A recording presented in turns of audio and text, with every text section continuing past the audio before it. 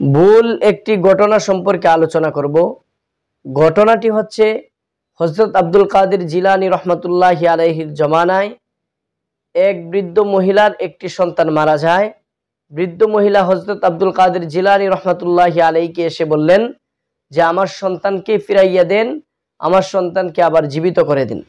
হযরত আব্দুল কাদের জিলানী রহমতুল্লাহি আলাইহি প্রথমে অস্বীকার করেন, তারপর হযরত আব্দুল কাদের জিলানী রহমতুল্লাহি আলাইহির মায়া হয়, এজন্য আজরাইল আলাইহিস সালাতু ওয়াস সালামকে বলেন যে অমুকের সন্তানটাকে ফিরাইয়া দাও।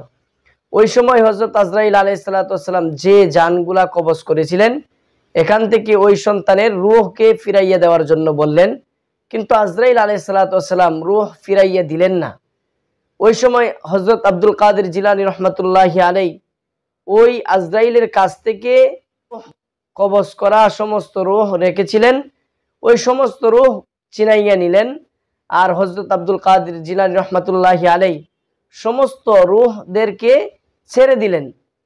এরপর এদিন সমস্ত মানুষ আবার জীবিত হয়ে গিয়েছিল।